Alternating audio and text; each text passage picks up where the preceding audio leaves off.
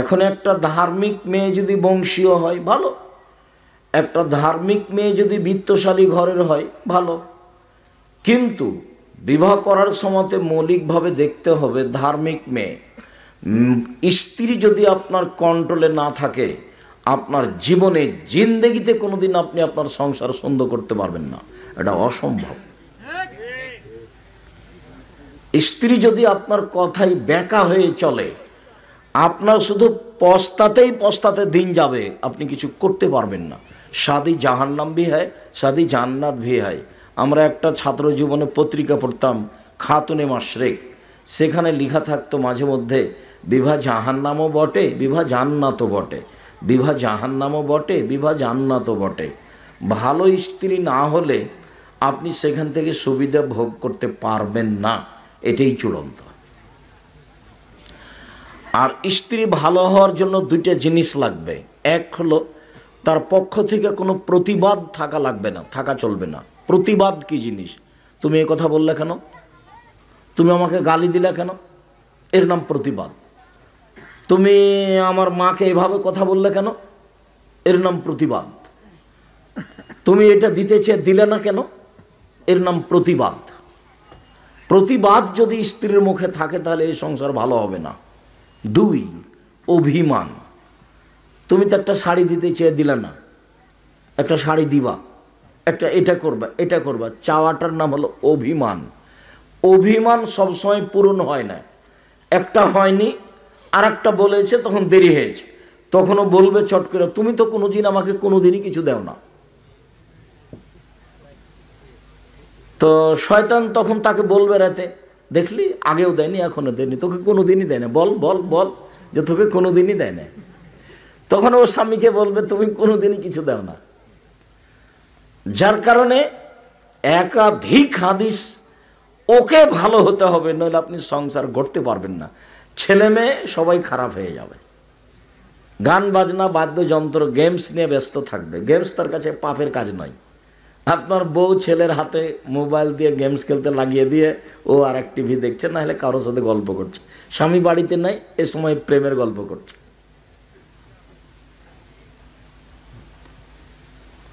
অথচ রাসূল সাল্লাল্লাহু আলাইহি সাল্লাম বলছেন, মাল্লাইবা বিনারদিসির ফাকাদ আদখালা ইয়াদাহু ফি দামি খিনজির। কেউ যদি চৌসার, ছক্কা, লুডো, দাবা, পাঞ্জা, ক্যারামবোর্ড, তাস, গেমস, এই ধরনের বসে বসে খেলা পৃথিবীতে যত তৈরি হয়েছে এবং কিয়ামত পর্যন্ত যত খেলা তৈরি হবে, যেগুলো বসে বসে চলে, সময় নষ্ট হয়, এসব খেলায় কেউ যদি অংশগ্রহণ করে তাহলে সে তার হাতকে শুকরের রক্তের মধ্যে ডুবিয়ে দিল। হাদিস বুখারী মুসলিম। এ কথা মুহাম্মদ সাল্লাল্লাহু আলাইহি ওয়াসাল্লাম বলেন।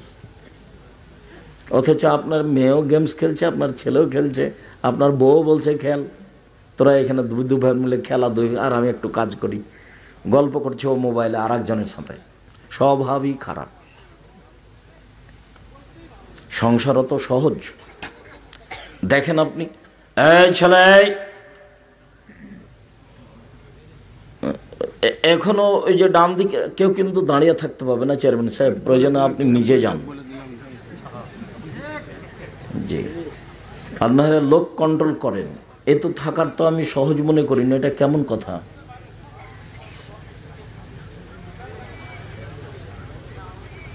সম্মানিত দিনী ভাই বোন, কিছুক্ষণ অপেক্ষা করেন, বসে অপেক্ষা করেন।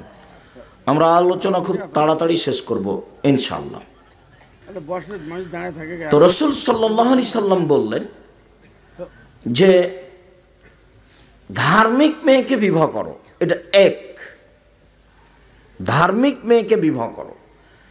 তাহলে কিছুক্ষণ ভালো মেয়ের কথা বলি। ভালো মেয়ে কারা? এখানে তো এক বুখারী মুসলিমের হাদিসে আসলো যে ধার্মিক মেয়েকে।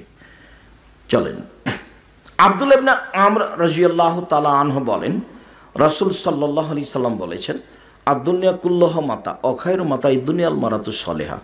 সারা পৃথিবী সম্পদ, আর সবচেয়ে উত্তম সম্পদ হলো ভালো স্ত্রী। এবার বুঝেন তো কি জিনিস স্ত্রী? বোঝা যায়নি। আদ-দুনিয়া কুল্লুহা মাতা, আল্লাহ নবী বলছেন পুরো পৃথিবী সম্পদ, টাকা পয়সা, আর পৃথিবীর সবচেয়ে উত্তম সম্পদ হলো ভালো স্ত্রী। তাহলে পৃথিবীতে সম্পদ হিসাবে সবচেয়ে ভালো সম্পদ কি? স্ত্রী। ও যদি ভালো না হয় তাহলে আপনার সংসার ভালো হবে না, এ কথাই ঠিক। আপনি কুলাতেই পারবেন না। ও বলবে একটা, আপনি বলবেন আর একটা, আপনি করবেন একটা, ও করবে আর একটা, বুদ্ধিও কম।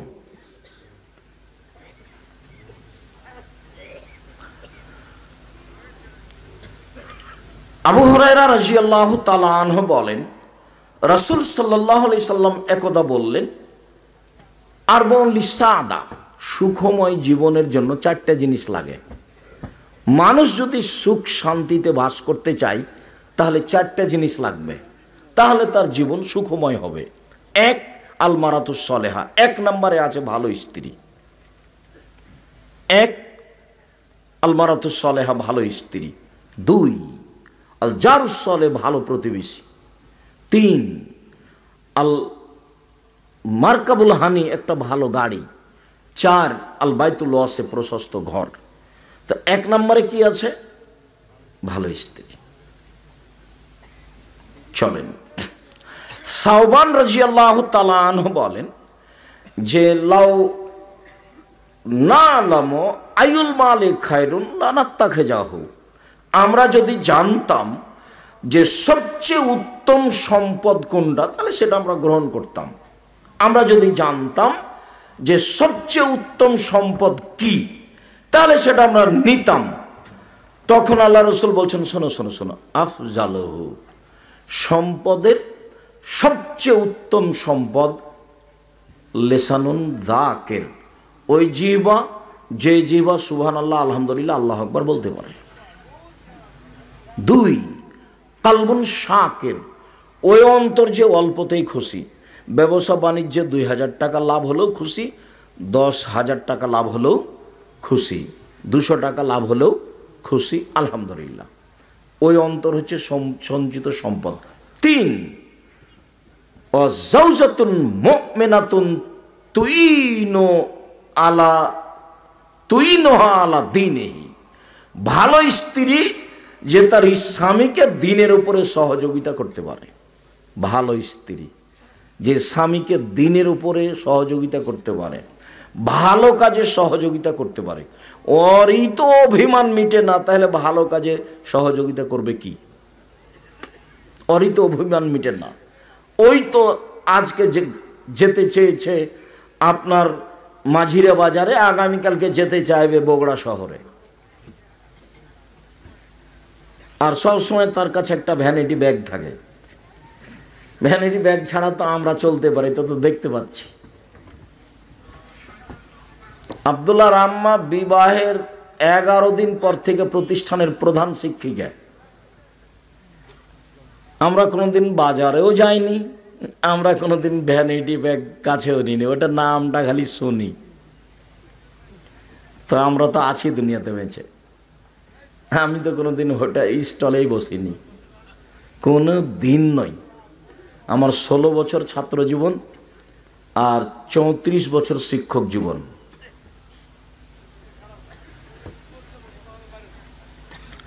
সম্মানিত দিনী ভাই বোন, একজন স্ত্রী তার স্বামীকে দ্বীনের উপরে সহযোগিতা করবে। দেখো, আমি তোমাকে খুব ভালোবাসি, তুমি যেভাবে রাখবা আমি সেভাবে থাকতে প্রস্তুত। আমি লবণ ভাতেই খুশি, আমাকে খুশি করার জন্য অবৈধ পয়সা উপার্জন করতে হবে না। আমি তোমার পায়ের নিচে দিনে নিজেকে বিলিয়ে দিতে চাই। আমার পক্ষ থেকে তোমার উপরে কোনো প্রকার অভিমান আপত্তি থাকিবে না। তুমি মোটা কাপড় দিলেও আমার কাছে আলহামদুলিল্লাহ, চিকন কাপড় দিলেও আমার কাছে আলহামদুলিল্লাহ। কাপড়ে হাত লাগিয়ে আমি বলিব না কখনো যে এই কাপড় ভালো নয়। তাহলে আপনার সংসার সহজ হবে, আর ও আপনাকে দিনের উপরে সহযোগিতা করতে পারবে। আরও যদি কথায় কথায় উল্টা কথা বলে তাহলে আপনি হিসাবই করতে পারবেন না, টিকতে পারবেন না। ভালো স্ত্রী। আবু হুরায়রা রাদিয়াল্লাহু তাআলা আনহু বলেন, রাসূল সাল্লাল্লাহু আলাইহি সাল্লাম বলেন, খায়রুন নিসায়ে, পৃথিবীতে সবচেয়ে ভালো মহিলা সেই কে? তাসুররু হয়ে যা নাজারা, স্বামীর সাথে কথা বললে হাসি মুখে বলে। 2, ওই যা আতাত হয়ে যা আমারা, আদেশ করলে পালন করে।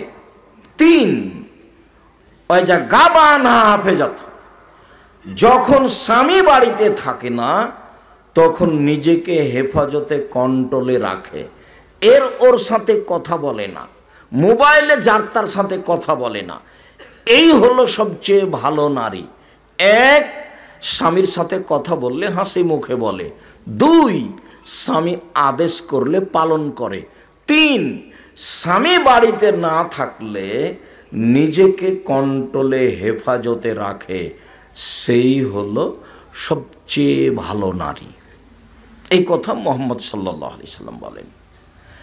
আনাস রাদিয়াল্লাহু তাআলা আনহু বলেন, রাসূল সাল্লাল্লাহু আলাইহি সাল্লাম বলেছেন, আল মারআতু ইযা সাল্লাত খামসাহা, মহিলা যখন 5 ওয়াক্ত সালাত আদায় করবে, ও সামাত শাহরাহা, রমজান মাসের সিয়াম পালন করবে, ও আতাত বালাহা, স্বামীকে মেনে চলবে, ও হাসানাত ফারজাহা, জেনায় লিপ্ত হবে না, ফালতাদখুল মিন আইয়ি আবওয়াবিল জান্নাহ শাআত, তাহলে এখনো জান্নাতের যে কোনো দরজাতে ঢুকতে পাবে।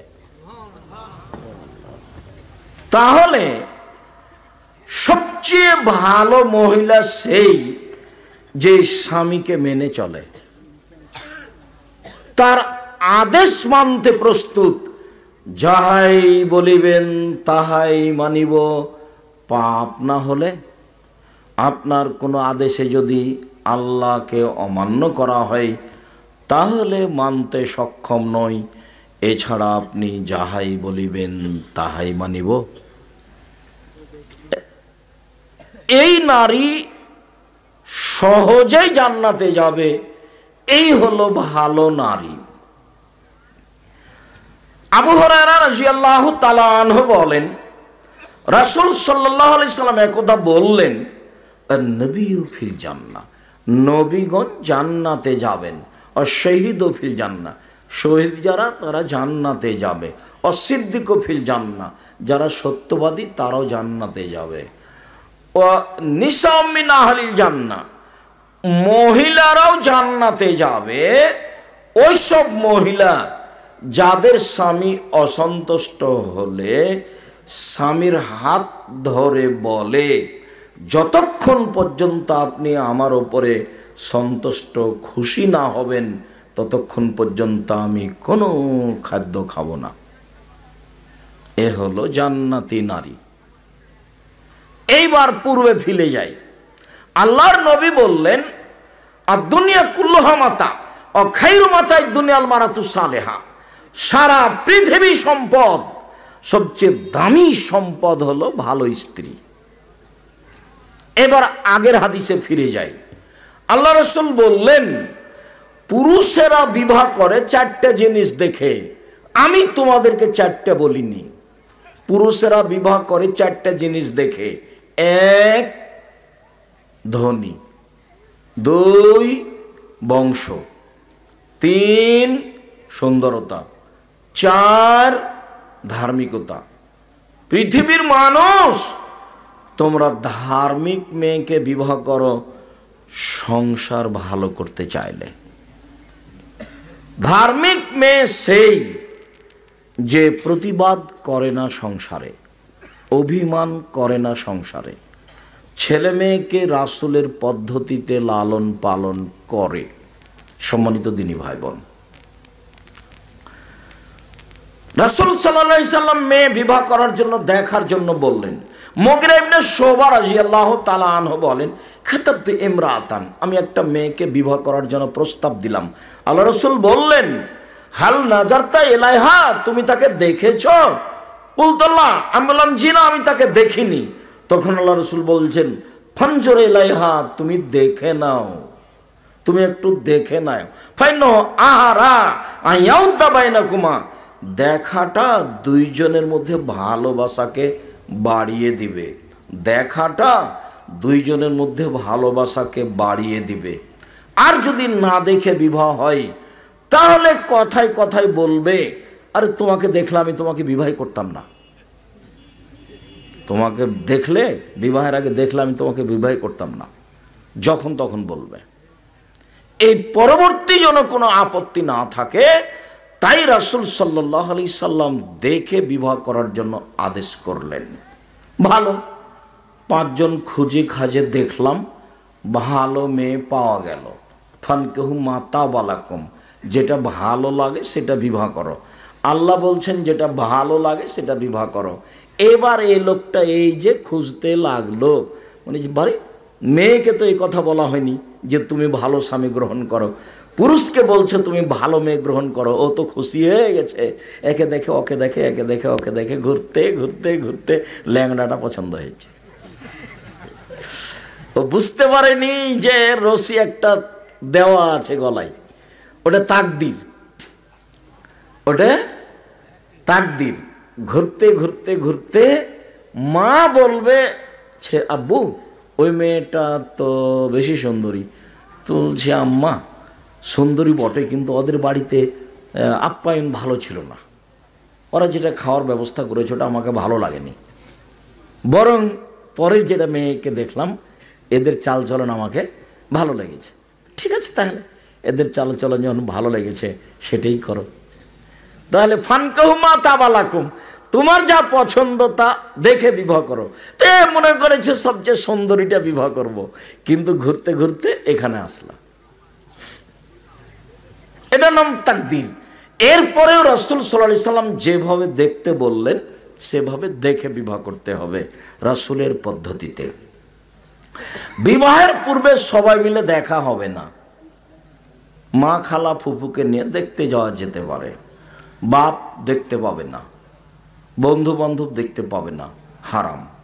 বিবাহের পূর্বে দেখতে গিয়ে আংটি পরানো হারাম, বিবাহের পূর্বে দেখতে গিয়ে টাকা পয়সা দেওয়া হারাম।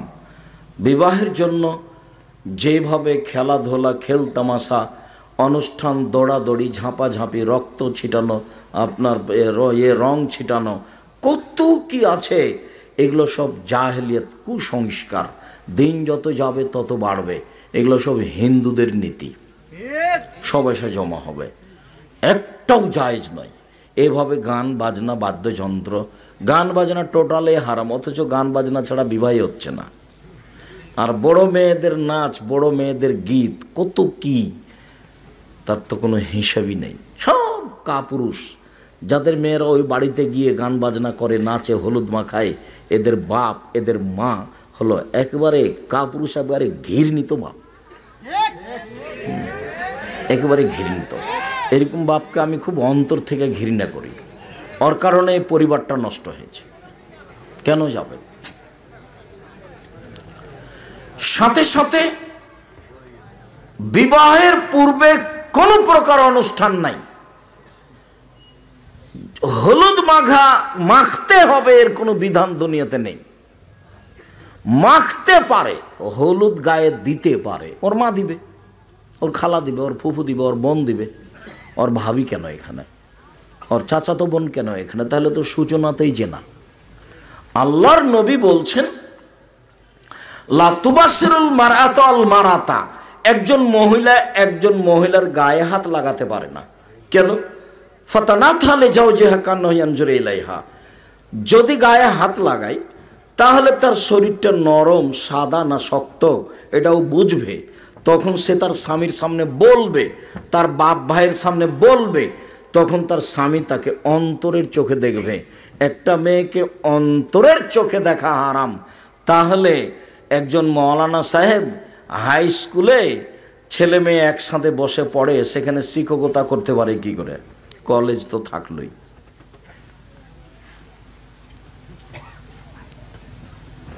এটা হয় না।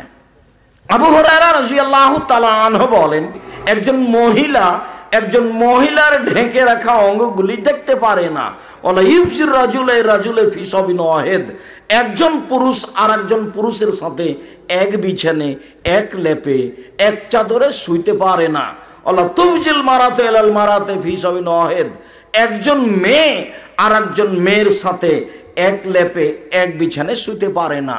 যার এই হাদিস জাজল্য প্রমাণ করে যে মেয়ে মেয়েতে জেনা করবে, করবে, যেটা এখন বাস্তব হচ্ছে।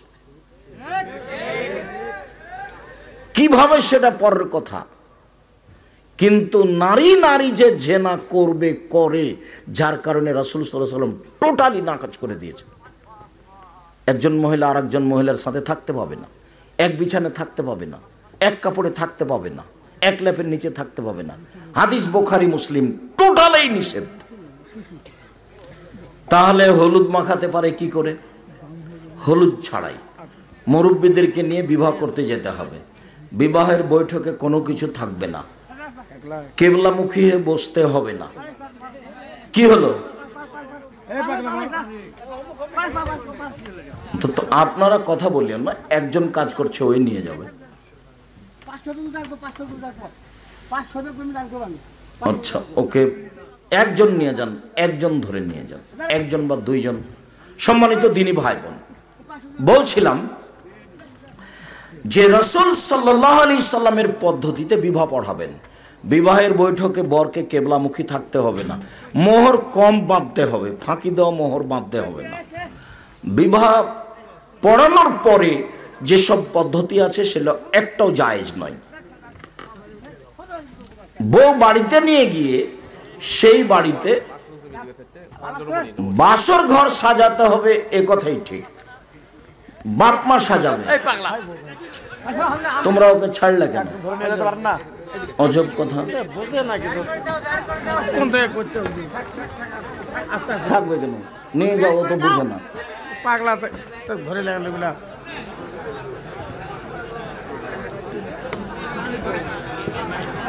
সম্মানিত দিনী ভাই বোন, বলছিলাম বিবাহ করে স্ত্রী বাড়িতে নিয়ে গিয়ে কোনো প্রকার অনুষ্ঠান হবে না। অনুষ্ঠান হলো বাসর ঘর সাজাতে হবে, এ কথাই ঠিক। বাসর রাতের সকালে অলিমা হতে হবে, এটাই ঠিক। আবু হুরায়রা রাদিয়াল্লাহু তাআলা আনহু বলেন, রাসূল সাল্লাল্লাহু আলাইহি ওয়াসাল্লাম বলেছেন, শাররুত তাআমে ইদাল আগনিয়ে ওয়া ইতরাকুল ফুকারা, সবচেয়ে খারাপ অলিমা ওই খাদ্য যাতে ধনীকে দাওয়াত দেওয়া হয়, গরিবকে ছেড়ে দেওয়া হয়। হাদিস বুখারী মুসলিম। যদি সেখানে প্রতিবেশী গরিব মানুষ দাওয়াত না দেওয়া হয়ে থাকে, শুধু এলাকার ধনী মানুষ দেওয়া হয়ে থাকে, তাহলে ওই খাদ্যকে ড্রেনে ফেলে দিতে হবে, যেটা কুকুর সিরগাল খাবে। কেন? ওটা সবচেয়ে নিকৃষ্ট খাদ্য। তারপর আর রাসূল বললেন, ওমান তারাকা দাওয়া ফাকাদ আসা আবুল কাসেম, যে ব্যক্তি ওয়ালিমার ব্যবস্থা করলো না, সে আবুল কাসেমের নাফরমানি করলো। সন্তান হলে মুখ মিষ্টি করতে হবে, এর বৈধতা নেই। সন্তান হলে খাতনা করার সময়তে, মুসলমানি দেওয়ার সময়তে অনুষ্ঠান করতে হবে, এর বৈধতা নেই। 7 দিনের দিন আঁকিকে দিতে হবে, মানুষকে, দেশবাসীকে দাওয়াত দিতে হবে, এর প্রমাণে আল্লাহর নবী কোনো কিছু বলেননি। আল্লাহর নবী বললেন, অলিমা করে না যে সে নাফরমান, অলিমা করবে যার যত টাকা বেশি আছে সে তত বড়। বোঝা গেল না? অলিমা বাসর রাতের পরের দিন হবে, এটাই সুন্নাত। বাসর ঘর সাজাতে হবে, এটাই ঠিক। ওই বিষয়ে আজকের মতো আর বেশি বললাম না। বাসর ঘর সাজাতে হবে, একাধিক সহিহ হাদিস। আদর্শ পরিবার বইটা পড়লে দেখা যাবে বাসর ঘরের কথা। তবে বাসর ঘরের সাথে জড়িত যেই কথাটা, সেইটা একটু বলে নিই। বাসর ঘরে ঢুকে স্বামী স্ত্রী প্রথমে 2 রাকাত সালাত আদায় করবেন। স্বামী ইমাম হবে, স্ত্রী মুক্তাদি হবে পিছনে। ইমামতিতে 2 রাকাত সালাত হওয়ার পরে মাথায় হাত দিয়ে বলতে হবে, আল্লাহুম্মা ইন্নী আসআলুকা খায়রাহা ওয়া খায়রা মা জাবালতাহা আলাইহি হে আল্লাহ, আমি এর কল্যাণ চাচ্ছি, আর তুমি যে কল্যাণ দিয়ে একে সৃষ্টি করেছ সেই কল্যাণ চাচ্ছি। ওয়াউযু বিকা মিন শাররিহা ওয়া শাররি মা জাবালতাহা আলাইহি। হে আল্লাহ, এই স্ত্রীর অকল্যাণ থেকে তোমার কাছে বাঁচতে চাচ্ছি, আর যে ক্ষতি, বেহায়াই, অশ্লীল কাজ দিয়ে সৃষ্টি করা হয়েছে সেখান থেকে তোমার কাছে বাঁচতে চাচ্ছি। এই দোয়া বাসর রাতে মাথায় হাত দিয়ে পড়তে হবে। তারপরের জীবন দাম্পত্য জীবন।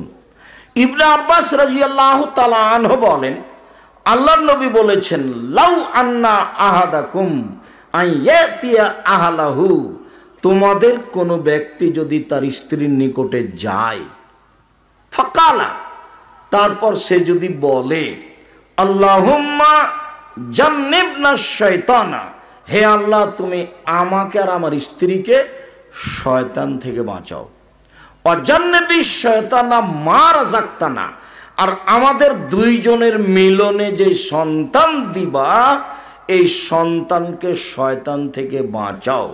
এখন আল্লাহ রাসূল বলছেন যে ইউকাদ্দারু বাইনাহুমা যালিকা লাইজুরহু শয়তান আবাদা, এখন যদি তাদের কোনো সন্তান পেটে আসে, শয়তান এই সন্তানের কোনো ক্ষতি করতে পারবে না। তাহলে বাসর রাতে যদি মাথায় হাত দিয়ে এই দোয়া না হয়, মিলনে যদি এই দোয়া না হয়, তাহলে ওই ছেলে অন্যায় অবিচার করবে, লুটতরাজ করবে, জেনাচুরি করবে, পড়াশোনা করবে না, গান বাজনায় মত্ত থাকবে, দুই কানে ইয়ারফোন লাগা থাকবে, এটাই ঠিক। কেন? হাদিস তো বুখারী মুসলিম। এখন তো ওই বাচ্চার উপরে শয়তান লেগে আছে। আবার বাক্যটা অনুবাদ করি।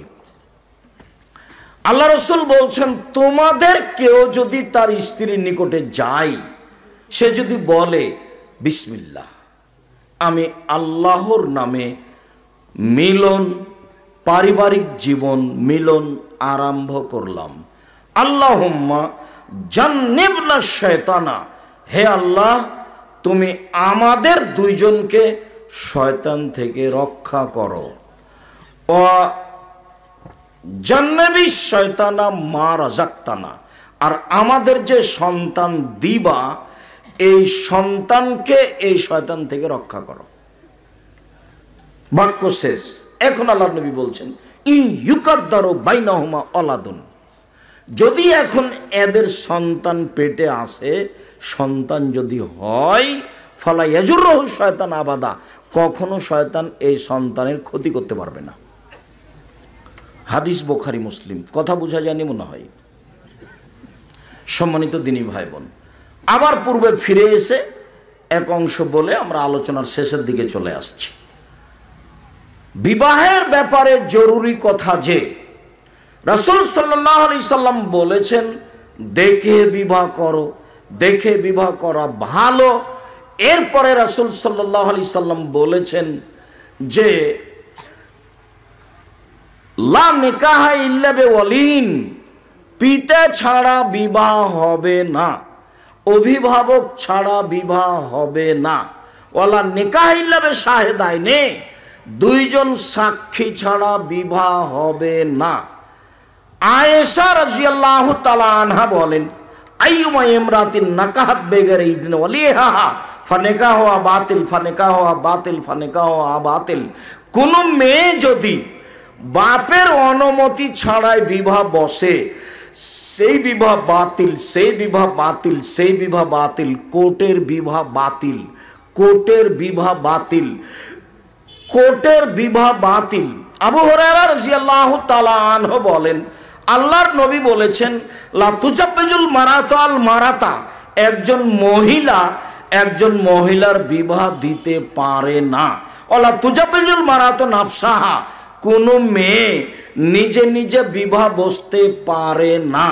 এই কথা বলার পর আল্লাহ রাসূল বলছেন, ইন্না জানিয়া হিয়া আল্লাতী তুজাব্বিজু নাফসাহা, সেই মহিলা ব্যভিচারিণী যে নিজে নিজে বিবাহ বসেছে, বাপকে না বলে যে বিবাহ বসেছে, সেই মহিলা ব্যভিচারিণী। বাপ ছাড়া বের হয়ে গিয়ে কোর্টে বা কাজীর কাছে যে বিবাহ হয়েছে সেই বিবাহতে যদি 10 ছেলে হয় সবটাই জারজ অবৈধ সন্তান। শেষ পর্যন্ত যদি তার বাপ মরে যায়, তার ভাই মরে যায়, যেগুলো ছেলে অবৈধভাবে হয়েছে সেই ছেলে অভিভাবক হয়ে মায়ের বিবাহ পড়াবে। একদিন না একদিন তাদের বিবাহ হতেই হবে। বিবাহ যদি না হয়ে দুনিয়া থেকে মারা যায়, তোবারও সুযোগ হয়নি, জেনা অবস্থায় দুনিয়াতে উভয় বিদায় নিয়েছে, বিবাহ হতেই হবে। যেই বাপ রাগ করে মেয়েকে বাড়িতে নেবে না বলে ঘোষণা দিয়েছে, সে বাপ একটা কাপুরুষ ঘৃণিত বাপ। সে নিজেও বুঝমান নয়, বুদ্ধিমান নয়, ধর্মকর্ম বুঝে না, নিজেরও বুদ্ধি নাই, ধর্মকর্ম বুঝে না। তুমি যে এত ক্ষমতাশীল, তো বেটি চলে গেল কেন? তুমি যে এত প্রভাবশালী, নিজের মর্যাদাকে হিসাব করো। জিন্দেগিতে সে মেয়েকে আনবো না, মেয়েকে টুকরা টুকরা করে নদীতে ভাসিয়ে দেবো। ওহ, কত তার মর্যাদা, মর্যাদার হিসাব করে। আর সেই দিন দেখলেন আপনি যে মেয়ে ঢাকা বিশ্ববিদ্যালয়ে পড়ে, তো গ্রামের চাচা তো ভাতিজাকে বলছে তোমার বোনকে নিয়ে যাও, মেয়ে ঢাকা বিশ্ববিদ্যালয়ে নিয়ে যাও। চাচা তো ভাতিজার সাথে মেয়েকে পাঠিয়ে দিল। তো ওটা কি ওর স্বামী নাকি? ওটার সাথে পাঠাচ্ছেন যে। ধর্ম বিকৃত হয়নি, ধর্ম তার নিজ গতিতে আছে। কোর্টের বিবাহ বাতিল, কাজী অফিসের বিবাহ বাতিল, বের হয়ে যাওয়া বিবাহ বাতিল, সব হারাম। এতে যত সন্তান হয়েছে সব অবৈধ। আজ হোক আর কাল হোক, দুইজন সাক্ষী নিয়ে বাপের উপস্থিতিতে, বাপ মারা গেলে চাচার উপস্থিতিতে, চাচা মারা গেলে তার নিজ ভাইয়ের উপস্থিতিতে, তার ভাই না থাকলে তার গ্রাম্য দায়িত্বশীলের উপস্থিতিতে বিবাহ হতেই হবে। সম্মানিত দিনী ভাই বোন, এখন আপনার সংসার হোক, ছেলে মেয়ে লালন পালন করেন, রাসূলের পদ্ধতিতে করেন। পদ্ধতিতে একটা কথা থাকলো মাত্র আজকের জন্য। আল্লাহ এই ছেলে, রাসূল সাল্লাল্লাহু আলাইহি সাল্লামের একটা কথা থাকলো আজকের জন্য। আল্লাহ রাসূল বললেন, আনফিক আলা ইয়ালিক মিন তাওলিক, তুমি তোমার উপার্জিত সম্পদ ছেলে মেয়েকে লালন পালন করতে, পড়াশোনা শিখাতে খরচ করো। আবার বুঝেন, এই ছেলে আমার দিকে খেয়াল করো, কার গায়ে হাত দিয়ে বসে আছো?